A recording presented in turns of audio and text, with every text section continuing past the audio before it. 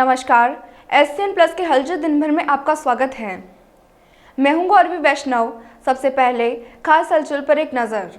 केंद्रीय मंत्री स्मृति ईरानी आएंगी सुजानगढ़। सोमवार को लोहिया स्टेडियम में सभा को संबोधित करेंगी। राजेंद्र राठौड़ ने कहा, शिक्षा मंत्री ने किया शिक्षकों का अपमान, कर्मचारियों को धमकाया जा रहा है। कांग्रेस से राजस्व मंत्री हरीश चौधरी, बीजेपी से केंद्रीय मंत्री कैलाश चौधरी रहे सुजानगढ़ दौरे पर, गांवों में किया प्रचार।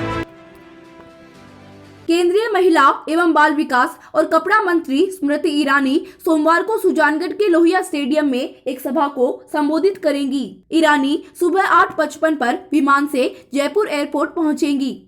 विश्राम के बाद वह 11 बजे पड़िहारा हवाई पट्टी के लिए रवाना होगी।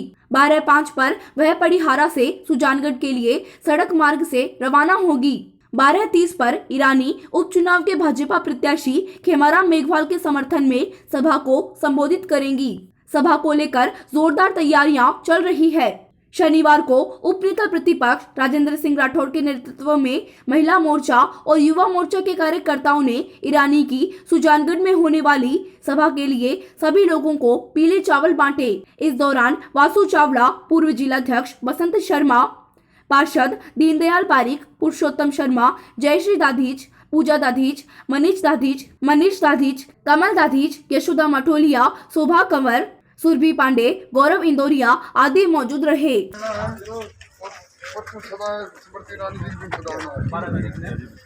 भारत माता की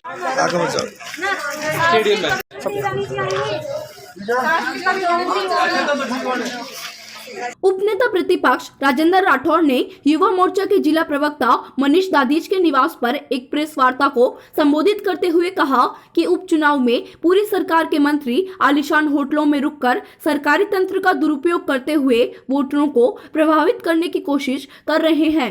राठौड़ ने कहा, शिक्षा मंत्री गोविंद सिंह डोटासरा ने जिस तरह शिक्षकों का अपमान किया है वह निंदनीय है। एक तरफ तो हम शिक्षक दिवस मनाते हैं, दूसरी तरफ शिक्षा मंत्री उन्हें अपमानित कर निलंबित करने की धमकियां देते हैं। यह कांग्रेस की संस्कृति है। राठौड़ ने कहा, जनता पानी की समस्या से त्रस्त है और प्रभारी मंत्री भंवर सिंह भाटी चुनाव जिताने में व्यस्त हैं। कांग्रेस बीजेपी की सभाओं में यूथ कांग्रेस के कार्यकर्ताओं को भेजकर गड़बड़ी फैला रही है। यह कांग्रेस की संभावित हार की बौखलाहट है।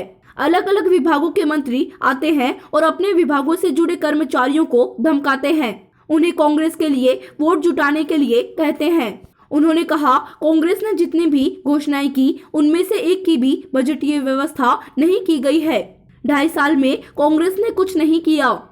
गहलोत सरकार ने सिर्फ घोषणाएं की, धरातल पर कुछ काम नहीं है। अप्रत्याशित रूप से सुजानगढ़ में कांग्रेस की बड़ी हार होगी। पूरी सरकार और सरकार के 1 दर्जन मंत्री आलीशान होटलों में रुकते हुए सरकारी तंत्र अपने रुबाब का इस्तेमाल करते हुए मतदाताओं को प्रभावित करने की कोशिश कर रहे हैं। राज्य के शिक्षा मंत्री, जो प्रदेश कांग्रेस कमेटी के अध्यक्ष भी हैं, उन्होंने शिक्षक संगठनों के साथ और विशेष तौर पर प्राध्यापक शिक्षकों के साथ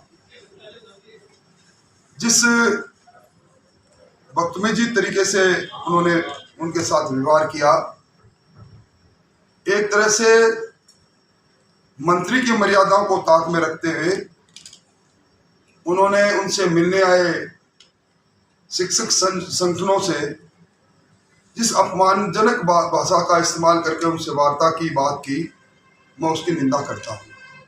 एक तरफ पूरे देश में शिक्षकों के सम्मान के लिए शिक्षक दिवस हम मनाते हैं, दूसरी तरफ उन्हीं शिक्षकों को जब वो राज्य के शिक्षा मंत्री से मिलने जाते हैं तो मेरा घर नाथी का बाड़ा नहीं है, इनके नाम लिखो, इन्हें निलंबित करो।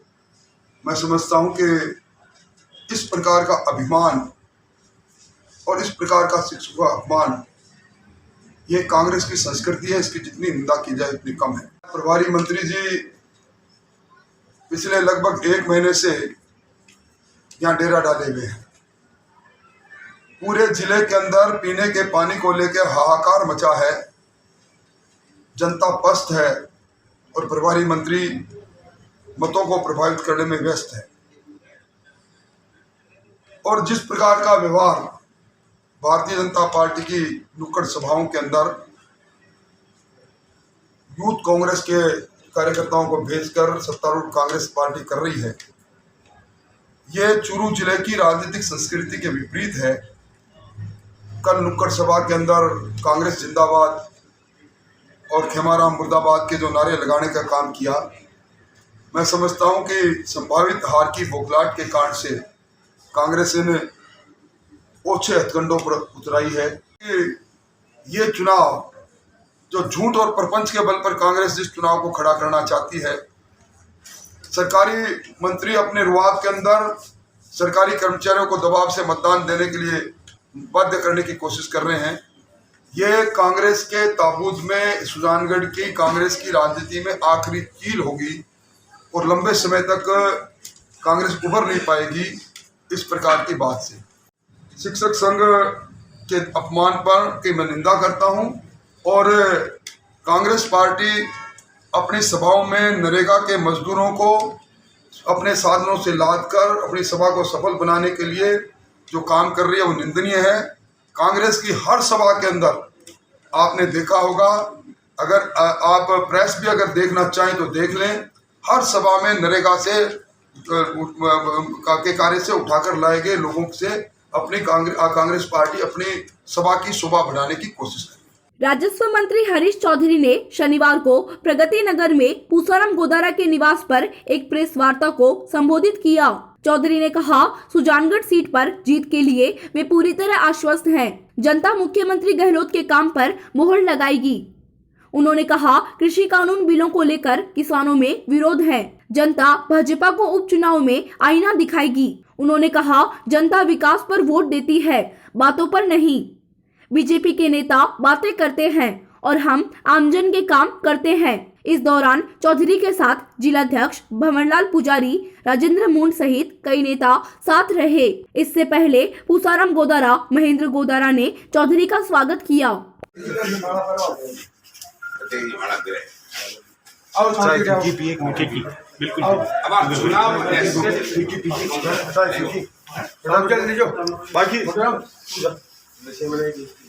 सुजानगढ़ उपचुनाव को लेकर केंद्रीय कृषि राज्य मंत्री कैलाश चौधरी बिदासर दौरे पर रहे।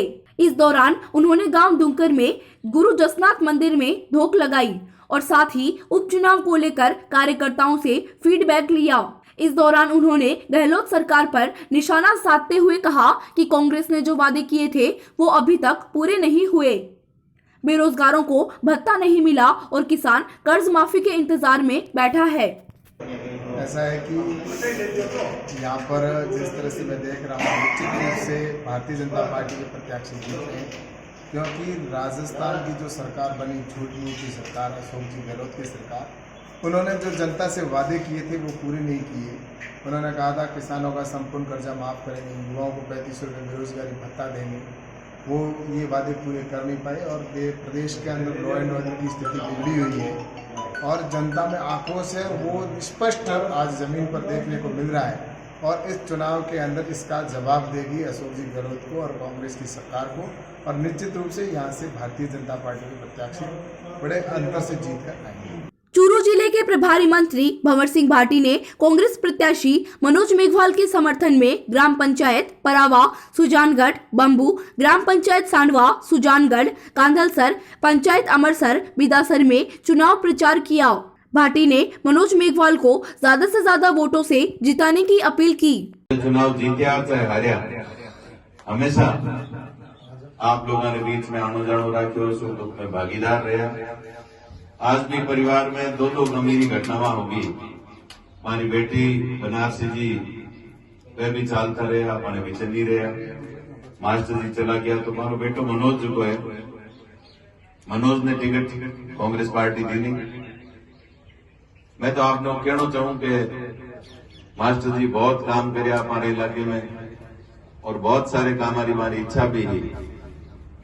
राजस्थान में कांग्रेस की बड़ी बनाई सरकार है और इस सरकार में अपन ने भागीदारी यहाँ मिले। आपकी भागीदारी पहली ही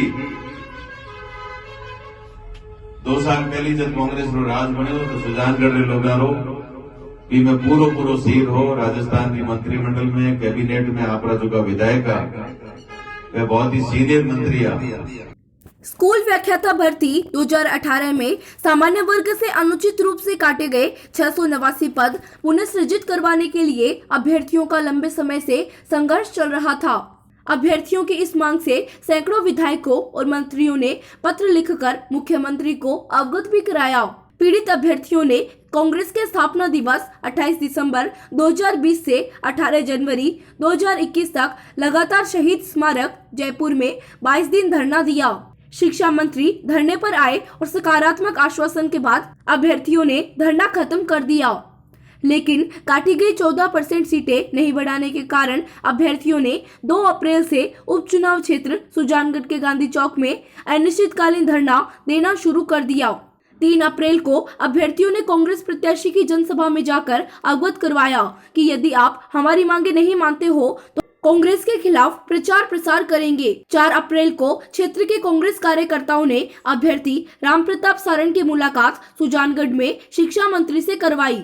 शिक्षा मंत्री ने ज्ञापन प्रमुख शिक्षा सचिव को तुरंत कार्यवाही करने के लिए अग्रेसित दिया और आश्वासन दिया कि आपकी मांग 2 दिन के अंदर पूरी कर दी जाएगी। अभ्यर्थी रामप्रताप सारण उस ज्ञापन पर कार्यवाही लिखने से संतुष्ट नहीं हुआ तो सैकड़ों अभ्यर्थियों ने सांडवा गांव की जनसभा में उसी दिन जाकर शिक्षा मंत्री को ज्ञापन दिया।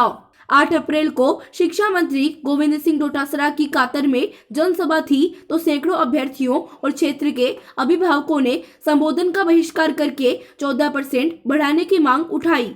शिक्षा मंत्री जी ने माहौल बिगड़ता देखकर संबोधन को रोका और अभ्यर्थियों की समस्या जानी।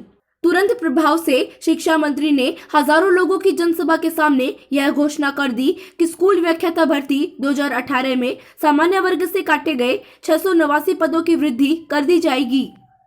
इस भर्ती में 14% पद वृद्धि करने के अधिकारियों को 3 दिन पहले ही निर्देश दे दिए गए हैं। इन 689 अभ्यर्थियों को नौकरी मिल जाएगी। अभ्यर्थी चिंता बिल्कुल नहीं करें। काम तो जत्था देशू मैं तो आप वकील रहे बोले थोड़ा सा मैं कायदा बचाऊंगा कि साइंस का विद्यार्थी बन जाओ, आर्ट्स का मत बनो। साइंस को विद्यार्थी कदे मास्टर के सामने को नहीं बोले देगा, प्रैक्टिकल पर फेल कर देगा। साइंस के है और आर्ट्स को बताएंगे ताई गुरु जी मैं 51% था मैं कृषि जी की उसी क्यों का बोतो आप पढ़ेगा 51% वाला को राज आवे 51% वाला की बात चल रहा है को नहीं। तो आर्ट्स में साइंस में फर्क है, थोड़ा सा जमानो आएगा साइंस का विद्यार्थी बन जाओ फिर बाद में काम की कोई कमी को नहीं रहने। सारी समस्या को समाधान बिल्कुल 100% करांगा। कोर्ट में भर्ती मान्य भी उठ लियाऊंगा, पद पाद बड़ा बड़ा काम है ये भी जता देंगा, लेकिन फिर 17 तारीख की भी ध्यान रखो। मैं थारे साथ भर्ती पर पद बढ़ावे ने की बूथ के मायने गिनूंगा। हम 17 तक यही है। बूथ बोल जाएगी ना, बूथ बोल जाएगी ना थाने जयराबा की सरकार को पड़ेगी। गोविंद सिंह डोटासरा को टेलीफोन आओ। बिल्कुल। चूरू के बिदासर में सरकारी वाहन के दुरुपयोग का मामला सामने आया है। यहाँ नगर पालिका के सरकारी वाहन में ईओ का पति घूमता मिला, जिस पर उपनेता प्रतिपक्ष राजेंद्र राठौर ने सवाल उठाए हैं। राठौर ने कहा कि सुजानगढ़ उपचुनाव की आचार संहिता के बीच सरकारी मशीनरी का दुरुपयोग किया जा रहा है, जिसकी हम उच्च स्तर पर शिकायत भेजकर जांच करवाएंगे। आपको बता दें कि बिदासर नगर पालिका के सरकारी वाहन में बकायदा ईओ सरिता मील का पति गाड़ी की अगली सीट पर बैठकर घर की सब्जी लाने एक ठेले पर पहुंचा था, जो तस्वीरें कैमरे में कैद हो।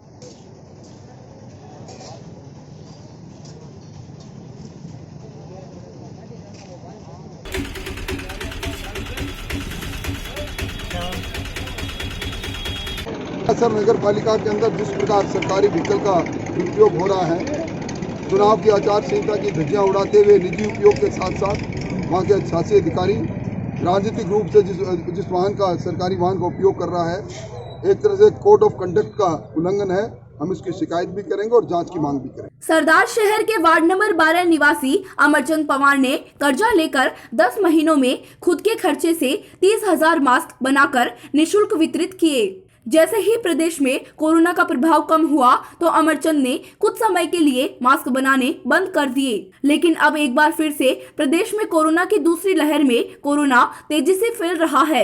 इसको देखते हुए अमरचंद पवार एक बार फिर से अपने मिशन में जुट गए हैं। अमरचंद ने फिर से मास्क बनाना शुरू कर दिया है और इस काम में उनकी धर्मपत्नी संतोष पवार भी उनका साथ दे रही है। गौरतलब है कि गत वर्ष मार्च माह में जब मास्कों की कालाबाजारी चरम पर थी और 5 रुपए में बिकने वाला मास्क 50 रुपए में बेचा जा रहा था, जिसके चलते गरीब तबके के लोगों को मास्क खरीदने में भारी परेशानी का सामना करना पड़ा।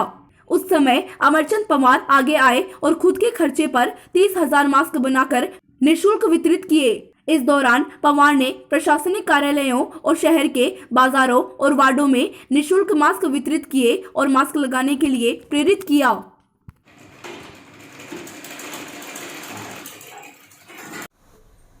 ये कोरोना की दूसरी लहर फिर से शुरू हो चुकी है, तो मैंने पहली लहर में भी 21 मार्च से बराबर मास्क बनाने शुरू किए, तो मैंने 10 महीने तक बराबर मास्क बनाए।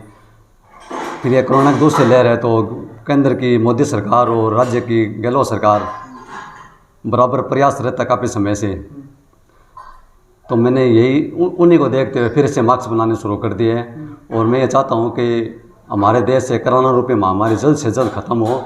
मैंने 21 मार्च से 2020 को मास्क बनाने शुरू किए थे और जिससे मैंने बराबर मास्क बनाते 10 महीने तक मास्क बनाए, मैंने 30,000 मास्क निःशुल्क बनाकर वितरित किए। मेरे को बहुत अच्छा लगता है कि मैं मेरे पति का सहयोग कर रही हूँ। और क्यों सहयोग कर रहे हो, क्या वजह? सहयोग इसीलिए कर रहे हैं क्योंकि मेरे पति मास्क बना रहे हैं और ये जो देश में महामारी फैली है कोरोना, जो जल्द से जल्द दूर हो जाए, हर व्यक्ति अपने स्तर पर सहयोग कर रहा है और मैं भी अपने पति का हौसला बढ़ा रही हूँ क्योंकि ये महामारी जल्द से जल्द खत्म होनी चाहिए देश में। सरदार शहर जिले की एकमात्र चूरू जिला सहकारी दूध उत्पादक संघ लिमिटेड डेयरी के चेयरमैन के चुनाव शांतिपूर्ण तरीके से संपन्न हुए। शनिवार को लालचंद मुंड को निर्विरोध चेयरमैन घोषित किया गया। लालचंद मुंड चौथी बार चेयरमैन बने हैं। निर्वाचन अधिकारी जयगोपाल गोदारा ने बताया, शुक्रवार को 12 डायरेक्टर पदों पर चुनाव हुए थे, वे सभी भी निर्विरोध निर्वाचित किए गए थे। शनिवार को चेयरमैन के चुनाव होने थे, जिसके लिए एक ही पर्चा भरा गया, जिस पर लालचंद मुंड को निर्विरोध निर्वाचित किया गया। लालचंद मुंड ने कहा कि निर्विरोध निर्वाचित करने के लिए वह सभी लोगों का आभार प्रकट करते हैं और आने वाले समय में दुग्ध उत्पादकों को अच्छे भाव देने की और दुग्ध उत्पादन में बढ़ोतरी हो सके, इसके लिए हर संभव प्रयास करेंगे। इस अवसर पर बड़ी संख्या में उपस्थित लोगों ने लालचंद मुंड को चौथी बार डेयरी चेयरमैन बनने पर बधाई दी और डीजे बैंड बाजी के साथ विजय जुलूस निकाला।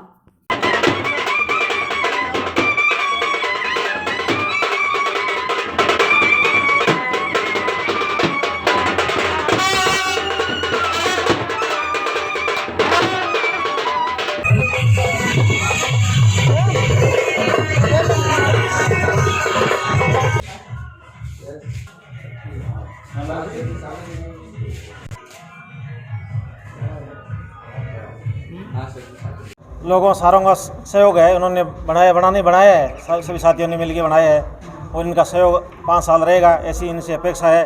और पीछे भी हमें सहयोग किया है और आगे भी ये सहयोग देते रहेंगे। क्षेत्रीय जनता के लिए मुख्य है हमारा किसानों को अच्छी दूध की रेट देना है, अच्छी गुणवत्ता का उपभोक्ता दूध और जो भी दूध का पदार्थ है वो उपलब्ध कराना है, ये हमारी गुणवत्ता रहेगी, प्राथमिकता रहेगी और कोशिश करेंगे कि हम अच्छे इसमें सफलता प्राप्त करें। चूरू के गादसर के पास ट्रैक्टर, ट्रॉली, जीप और टेम्पो की आपसी भिड़ंत में एक जने की मौत हो गई, वहीं 4 लोग घायल हो गए। टेम्पो में मृतक गादसर निवासी बजरंग सुथार, घायल गिनड्डी ताल निवासी भमरलाल, गादसर निवासी ज्योति, झारिया गांव की देवकी देवी और चूरू अगुणा मोहल्ला के टेम्पो चालक नत्थू बिसायती आदि चूरू की तरफ आ रहे थे। चूरू से भालेरी की तरफ जा रहे ट्रॉली ने पहले जीप को टक्कर मारी, फिर जीप टेम्पो के टकराया।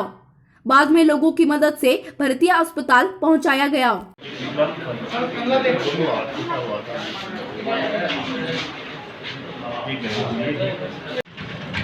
ये चूरू अपने 5 नंबर रोड गाछड़ और 5 नंबर रोड के ऊपर एक्सीडेंट हुआ था, और जिसमें 4 लोगों की अपने टेम्पो और जीप के साथ भिड़क हुई थी, और साथ में एक ट्रॉली थी, तीनों को भिड़क के बाद उसने अपना आपा होने के बाद जिनमें 4 लोग घायल हुए थे, इसमें से एक की डेथ हो गई है, 3 अभी।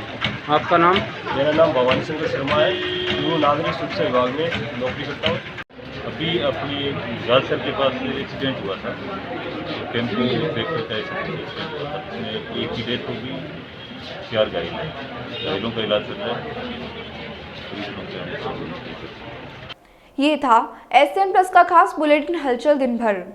टीवी पर देखने के लिए शेखावाटी केबल नेटवर्क के चैनल संख्या 153 पर जाएं। सोशल मीडिया पर हमसे लगातार जुड़े रहने के लिए हमारे YouTube और Facebook पेज को सब्सक्राइब और लाइक करें। नमस्कार।